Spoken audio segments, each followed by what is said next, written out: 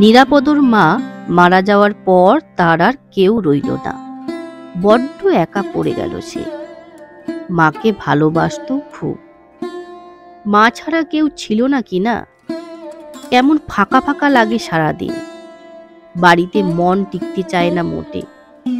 তার ঠাকুরদার আমলের এই বাড়িখানায় ৫-৬টা ঘর, সব পুরনো জিনিসে ঠাসা। পুরনো আমলের বাক্স প্যাঁটরা, তোরঙ্গ, কৌটো বাউটো, রাজ্যের ন্যাকড়া ট্যাকরা, ভাঙা লণ্ঠন থেকে ডালা কুলো সব ডাঁই হয়ে আছে সারা বাড়িতে। মা যক্ষীর মতো এসব আগলে রাখত। কোন কাজে লাগবে কে জানে। কিন্তু নিরাপদ যেদিকেই তাকায় অমনি মায়ের কথা মনে পড়ে, আর বড্ড হু হু করে বুক। গায়ের বন্ধুরা আর পাড়া প্রতিবেশীরা অবশ্য তাকে নানা কথাবার্তায় ভুলিয়ে রাখল। শ্রাদ্ধ শান্তি মিটে যাওয়ার পর গায়ের মহাজন এবং মাতব্বর পশুপতি রায় একদিন গম্ভীর মুখে এসে বললেন, ওরে নিরাপদ, বাড়িটার বিলি ব্যবস্থা কি করলি? তোর মা যতদিন বেঁচে ছিল কিছু বলিনি। অনাথা বিধবা মানুষ, তার দুঃখ বাড়িয়ে লাভ কি? কিন্তু টাকাগুলো তো আর ফেলে রাখতে পারি না। সুদে আসলে যে অনেক দাঁড়িয়ে গেছে রে। নিরাপদ হাঁ বলল, কিসের টাকা? পশুপতি রায় একখানা ধুলোটে কাগজ বের করে দেখালো। এই খে, তোর বাপের সই। সে অক্ষয়চন্দ্র সরকার ২০,০০০ টাকা হাওলাত নিয়েছিল বাড়ি আমার কাছে বাঁধা রেখে। সুদে আসলে ১.৫ লাখ ছাড়িয়ে গেছে। বাবাকে নিরাপদর মনেই নেই। সে যখন ছোট ছিল তখন মারা যায়। বাপের সই সাবুদও তার চেনার কথা নয়।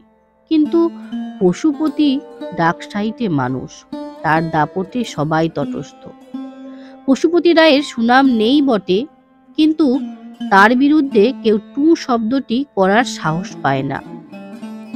নিরাপদ মিনমিন করে বলল, তা আমাকে কি করতে হবে? পশুপতি রায় ভ্রু কুঁচকে বলল, পিতৃঋণ শোধ করা পুত্রের অবশ্য কর্তব্য। তা তুই যদি বাপের ধার ১,৭৫,০০০ টাকা শোধ করে দিতে পারিস, তাহলে আর ঝামেলায় পড়তে হয় না। নিরাপদ ঢোক গিয়ে বলে, টাকা টাকা কোথায় পাবো? আমার তো খাওয়াই জুটছে না। তাহলে তো বাপু বাড়িখানা ছাড়তে হচ্ছে। এই পুরনো ঝুরঝুরে বাড়ির দাম ৩০-৪০,০০০ টাকা ওঠে কিনা সন্দেহ। কিন্তু কি আর করা, কিছু টাকা বোকা দণ্ডই যাবে আমার। ২ দিন সময় দিলুম, পরশুদিন সকালে এসে বাড়ির দখল নেব। আর শোন, আমার ২টো পাইক পাহারায় থাকবে। বাড়ির কোনো জিনিস পাচার করা চলবে না। বাড়ি থেকে তো দাম উঠবে না, পুরনো মাল বেচে যদি আরো কিছু ওসুল হয়। পশুপতি চলে গেল, কিন্তু ২টো সন্ডামার্কা পাইক বাড়ির বারান্দায় লাঠি হাতে বহাল রইল। দুজনেই ভারী গম্ভীর। নিরাপদ বুঝে গেল সে চিপি কলে পড়ে গেছে। পশুপতি রায়ের থাবা থেকে বাড়িটা বাঁচানোর কোনো উপায় নেই। মুচকুন্দপুর গায়ে বা তার আশেপাশে এমন কেউ নেই যে পশুপতির সঙ্গে এঁটে উঠবে। নিরাপদ একটু ভালো মানুষ, আর একটু বোকা, আর একটু ভীতুও বটে। তাই সে বসে বসে আকাশ পাতাল ভাবতে লাগলো। বাড়ি ছাড়তে হলে সে যাবেই বা কোথায়, খাবেই বা কি? মা যতদিন বেঁচে ছিল ততদিন পশুপতি কেন উদয় হয়নি কে জানে। আর মা থাকতে তার খাওয়া পড়ারও অভাব ছিল না। মা কিভাবে চালাতো তা অবশ্য সে জানে না, কখনো জিজ্ঞেস করারও দরকার হয়নি। পাইক দুজন তার দিকে রক্তচক্ষুতে তাকিয়ে আছে দেখে সে ভয় পেয়ে ঘরে ঢুকে খিল তুলে দিল। পশুপতি কাকা ঘরের জিনিসপত্র সরাতে বারণ করে যাওয়ার আরো ফাঁপড়ে পড়ে গেছে সে। ঘরের চালে ডালে টান পড়েছে। ভেবেছিল ২-১টা পুরনো বাসন বেচে দিয়ে চাল ডাল কিনবে, এখন তো তাও হবে না। নিরাপদ এখন কি করে?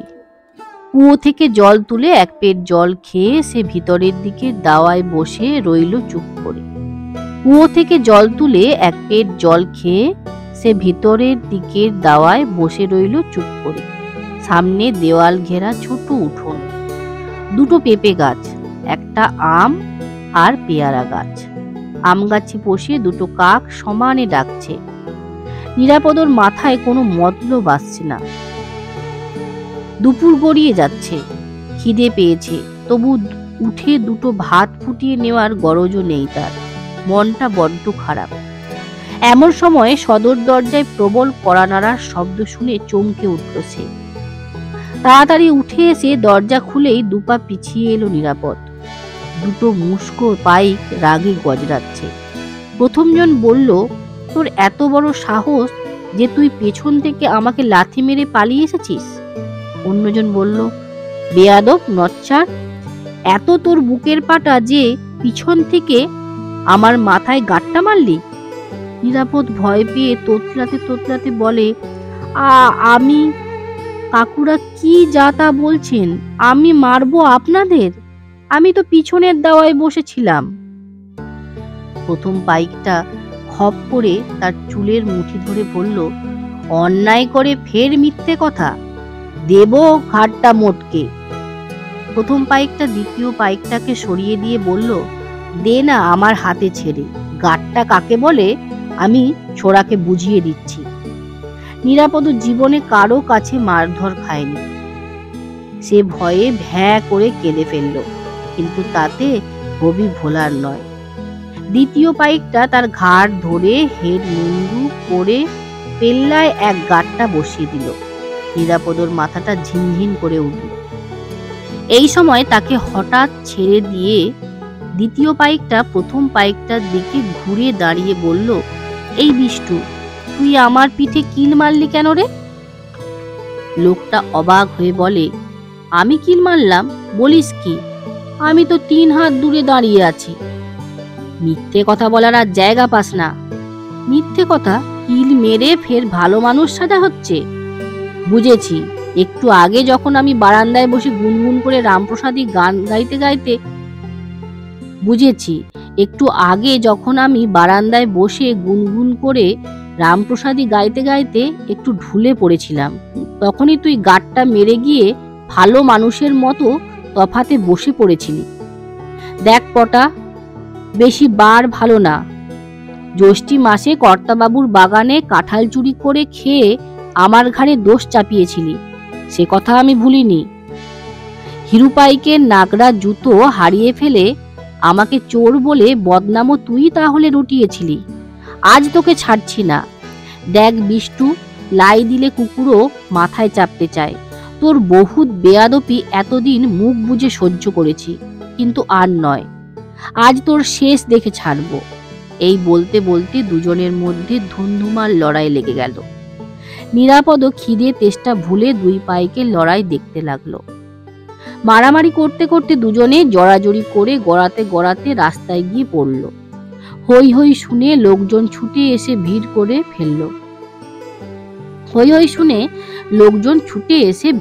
ফেলল। যত লড়াই এক সময় শেষ হয়, এটাও হলো। আধ ঘন্টাটা বাদে ধুলো মাখা দুটো পেল্লাই চেহারার লোক, ছেঁড়া চুল, ফোলা চোখ, নড়া দাঁত আর রক্ত মাখা ঠোঁটে উঠে দাঁড়িয়ে টলতে টলতে যে যার বাড়ি চলে গেল। নিরাপদর দিকে ফিরেও তাকালো না।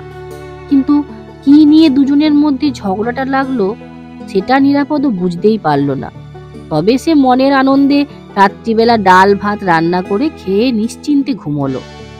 পরদিন সকালেই পশুপতি রায় সদলবলে এসে হাজির। চোখ পাকিয়ে হুঙ্কার ছেড়ে বলল, তুই নাকি আমার পাইকদের মেরে তাড়িয়ে দিয়েছিস? এত আস্পর্ধা তোর হয় কি করে? নিরাপদর এক গাল মাছি। সে হা করে কিছুক্ষণ সভয়ে চেয়ে থেকে বলল, কর্তাবাবু, আপনার পাইকদের মারধর করার মতো অবস্থাই আমার নয়। আমি তাদের ভয়ে দরজায় খিল এঁটেছিলাম। পশুপতি ফের হুঙ্কার দেয়, মিথ্যে কথা। পশুপতি ফের হুঙ্কার দেয়, মিথ্যে কথা। 5 জনে দেখেছে তুই দুটো পাইককে পুস্তম পুস্তম করে মেরেছিস। একজনের একটা চোখই বোধহয় গেছে, কটার দুটো দাঁত পড়ে গেছে। আমি থানায় এত্তেলা দিয়ে এসেছি, তোকে তারা এসে হাতে হাত করা পরিয়ে নিয়ে যাবে। 7টি বছর যাতে জেলের ঘানি টানতে হয় তার ব্যবস্থা করে রাখছি। নিরাপদ ভয়ে একবারে সিটিয়ে গেল। মিনমিন করে তবু বলল, আগে তারা যে নিজেদের মধ্যেই মারপিট করছিল, নিজের চোখে দেখা। এখন নিজের পিঠ বাঁচাতে গল্প ফাঁদছিস? যাকগে, যা বলার আদালতে দাঁড়িয়ে বলিস। বাঘা উকিলের জেরায় সব কথা বেরিয়ে পড়বে। আজ থেকে 4 জন পাইক এ বাড়িতে মোতায়েন থাকবে। গড়বড় দেখলেই লাঠিপেটা করার হুকুম দিয়ে যাচ্ছি। এবার আরো বড় মাপের 4 জন পাইক বহাল হলো। তাদের চেহারা দৈত্য দানবের মতো। তারা বড় বড় সরকি আর রামদা হাতে নিয়ে সামনের বারান্দায় এঁটে বসলো। নিরাপদ ফের কাঁপতে কাঁপতে দরজায় খিল তুলে ভিতরের বারান্দায় বসে রইল। কি যে হচ্ছে কিছুই বুঝতে পারছে না সে। একটু বাদেই বাইরের দিকে প্রবল হুটোপাটি আর চেঁচামেচির শব্দ পেয়ে চমকে উঠল সে। দৌড়ে গিয়ে জানলায় উঁকি মেরে যা দেখলো তাতে শরীর হিম হয়ে গেল তার। দেখলো একটা 20-21 বছরের রোগা ভোগা চেহারার ছেলে 4 জন দৈত্য দানবের মতো পাইককে দমাদম লাঠিপেটা করছে। পাইকরাও লাঠি সরকি দা চালাচ্ছে বটে, কিন্তু ছেলেটার হাতাতে কিছুই হচ্ছে না।